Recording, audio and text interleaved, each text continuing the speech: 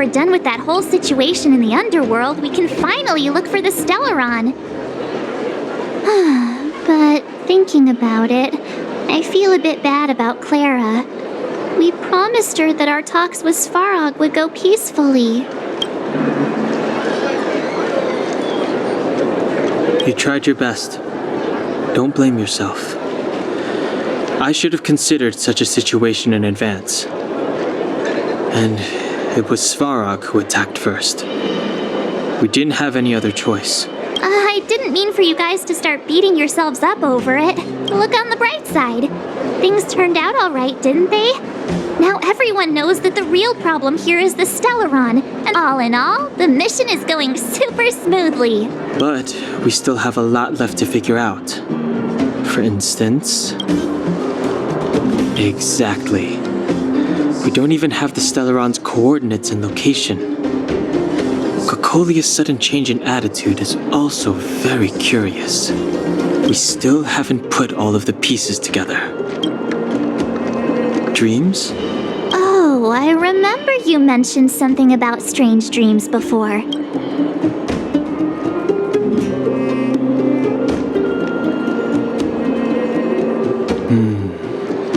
All three dreams were the same, with Cocolia and that other voice.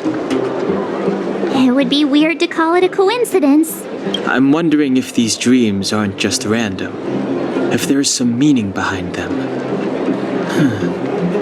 Maybe you're having them because... Because of the Stellaron inside him?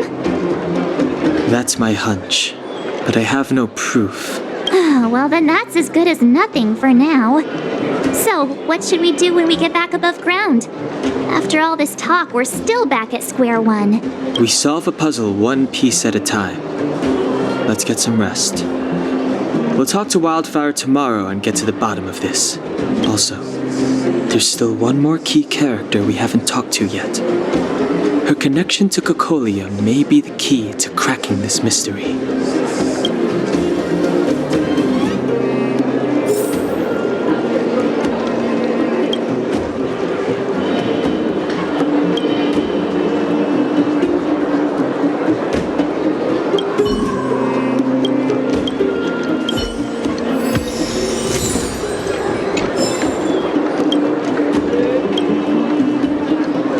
You're back! I've heard from Wildfire that you helped resolve that whole situation with Svarog. Amazing. It must have been exhausting. Please have some food and get a good night's rest.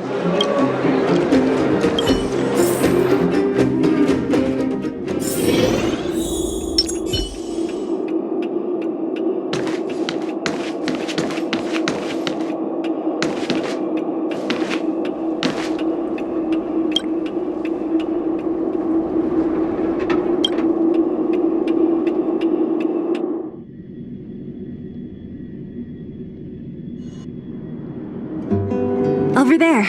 See that? That used to be the worst street in Rivet Town, and it's also where I grew up. My friends and I used to wander those streets, thinking about where to find our next meal. That is, until Chief Oleg got me out and took me to the orphanage. There, I learned to read and write from Natasha. At the age of 10, I started to patrol the mines with Oleg, occasionally getting into fights with the local thugs. That sounds nice. Nice? You being sarcastic with me? Oh, no, sorry. Life in the underworld is difficult. I shouldn't be speaking about it so lightly. You're always so serious. It really gets on people's nerves sometimes, you know? Right. What I meant was... I kind of envy you, Zila. For as long as I can remember, my days have been an endless cycle of studying, etiquette lessons, and training. Every day, all I hear is, "Remember who you are, Bronya. This is against the Architect's admonishments, Bronya. Ladies shouldn't use such foul language, Bronya."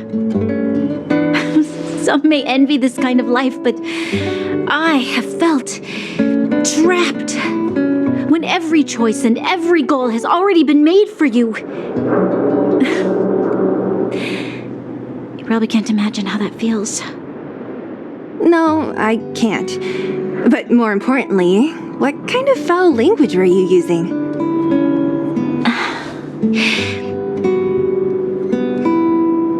In the name of the architects, I shall stick this spear into your nostril. That's it? Oh, that's nothing. Looks like I'll have to teach you some underworld slang before you go back. No, that won't be necessary. It'll be better than poking people's nostrils, at least. I never thought that I'd be here having a heart-to-heart with the future guardian. As a kid, I didn't meet many people who lived in the overworld. I only heard stories from the grown-ups and figured you were all just a bunch of cold snobs. I've heard from some Silvermane veterans that before the orders were made to seal off the underworld from the overworld, there was no difference between the two places. Everybody ate the same food, chatted about the same topics, celebrated the same festivals.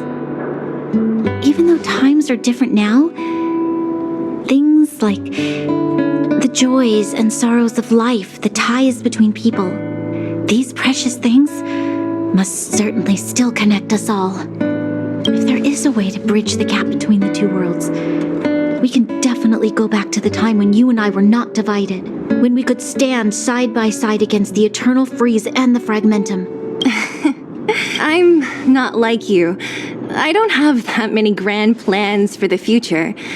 But if that's the future you want, I'm willing to build this bridge with you. Thank you, Seele. Your trust is... Speaking of which, what are you going to do next? What Svarog revealed must have made quite an impact, huh? Yes. I thought I was prepared for anything, but as long as I am the Guardian's successor, those truths will come out sooner or later. But why does my mother hide it from me, and why does she want me to hunt down the outsiders who know about the nature of the Stellaron?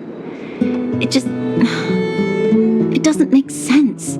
I thought it over. There's only one thing I can do. Go ask her directly. Hold on. You're not really going, are you? Alone? You can't. This plan is...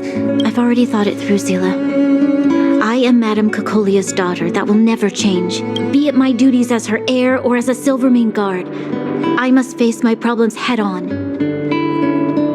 Even if... Bronya. This is for you, Seele.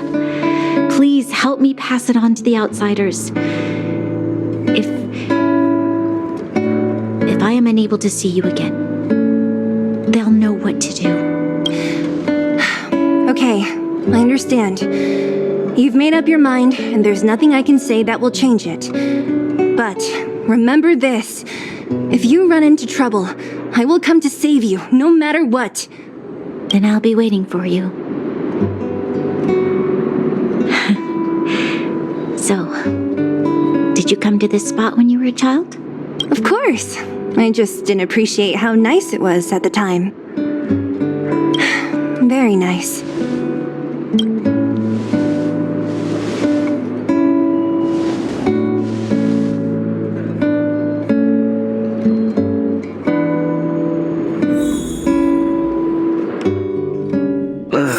That was a good sleep. I should go meet up with March and Danhong.